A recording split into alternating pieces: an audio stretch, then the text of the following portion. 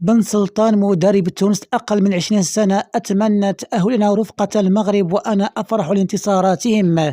الركراكي يدخل على الخط أزمة دياز في ريال مدريد بنصيحة حاسمة. جمهور فربخشة يطلق صفارة الاستئجار ضد يوسف نصيري. شمس الدين طالبي يدون اسمه في التاريخ أبطال بتتويج أول مع قلوب بروج. سفيان ديوب يفاجئ منتخب المغربي بهذه الخطوة المفاجئة. إلى التفاصيل. قال عبد الحي بن سلطان مدرب منتخب التونسي تحت 20 عاما إن فريقه تعلم الدرس من هزيمة نيجيريا بعد الفوز على كينيا بنتيجة 3-1 ضمن منافسات الجولة الثانية بالمجموعة الثانية من بطولة كأس أفريقيا. وقال بن سلطان في مؤتمر صحفي الذي أعقب المواجهة: صرحت بعد المباراة الأولى بأننا كنا أفضل من نيجيريا ولم نكن نستحق الخسارة. خطأ واحد دفعنا ثمنه، لكن اليوم تعلمنا الدرس ووصل. حضرنا لاعبينا ودرسنا المنتخب كيني بشكل جيد، ومع التوالي مباريات تأخذ الفرصة أكبر لدراسة منافسينا. ووصل: حضرنا لاعبينا ودرسنا المنتخب الكيني بشكل جيد، ومع التوالي المباريات نأخذ فرصة أكبر لدراسة منافسينا. شاهدنا مباراة كينيا أمام المغرب ودرسنا المنافس وحاول المواجهة المرتقبة أمام المغرب اختتم. أعتبر لقاء ديربي. أتمنى تأهل المنتخبين. أنا صريح في تلك النقطة. أتمنى تأهل المغرب معنا. أنا أفرح بانتصارات المغرب مثل فرحتي بانتصارات تونس.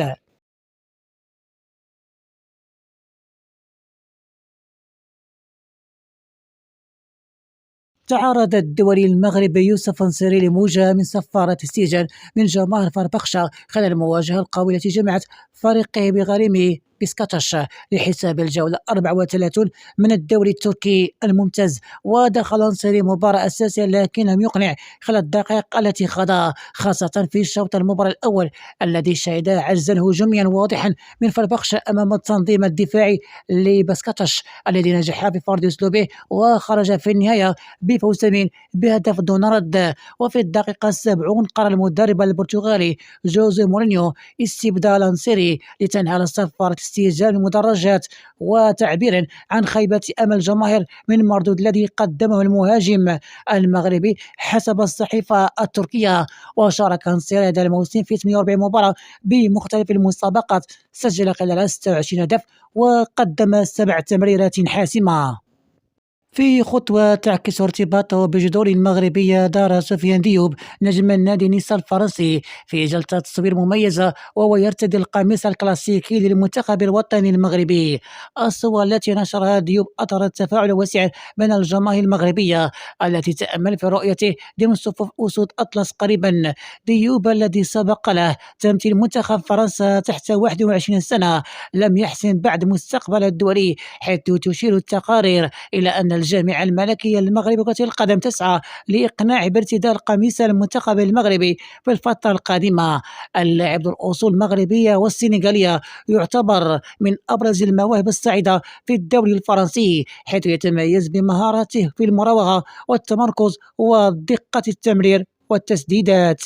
وإلى شمس الدين طلبي. بعد تتويجه الأول مع قلوب بروش حقق اللاعب المغربي الشاب شمس الدين طلبي أول ألقابه مع فريق البلجيكي قلوب بروج بعد الفوز المثير على أندرلخت في نهائي كأس بلجيكا. وتمكن بروج من حسم المواجهة بنتيجة 2-1 حيث جاءت أهدافه في الدقيقتين 64 و61 قبل أن يقالص أندرلخت الفارق في الدقيقة الأولى من الوقت بدل الضائع.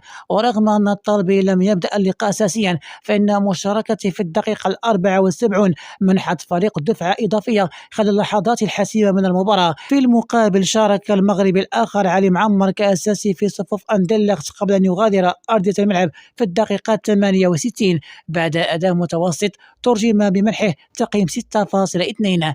وبهذا التتويج يخطو شمس الدين طلبي أولى خطواته نحو المجد الأوروبي في انتظار مزيد من التألق في قادم استحقاقات. دخل وليد الركراكي مدرب المنتخب المغرب على خط التطورات المحتملة المتعلقة برحيل النجم المغربي إبراهيم دياز عن ريال مدريد خلال ميركاتو الصيفي المقبل 2025 وسط ضغوط متزايدة يتعرض لها اللاعب داخل النادي الملكي. وقد شهد دياز تراجعا ملحوظا في أدوار هذا الموسم تحت قيادة كارلو أنشيلوتي، خاصة مع التألق التركي أردا جولر الذي خطف الأضواء، مما جعل اللاعب عرضة لانتقادات حادة من الجماهير والنقاد. وبلغت التوترات ذروتها بعد نهائي كأس الملك أمام برشلونة، حيث اعتبر البعض أن الخطأ مباشر من دياز ساهم في تسجيل هدف القاتل عبر كوندي، ما زاد من حدة الضغط عليه. ويبدي الركراكي قلقا كبيرا تجاه الوضعية الحالية لدياز الذي يعد عنصرا أساسيا في خطة الأسود أطلس الاستحقاقات القادمة، بما في ذلك كأس أفريقيا 2025 التي ستقام في المغرب وكأس العالم. حتى اللحظة لم يصدر دياز أي تعليق رسمي بشأن مستقبله، لكن التقارير تشير إلى اهتمام متزايد من أندية أوروبية خاصة في الدوري الإنجليزي، حيث يراقب أرسنال بقيادة مايكل آتيتا وضع اللاعب عن كتب. وتقدر قيمة السوقية لدياز بحوالي 45 مليون يورو وفقا لموقع ترانسفوكت ماكت، ما يجعل خروجه من سانتياغو برنابيو سيناريو محتملا ويفتح الباب أمام صفقة صيفية مثيرة.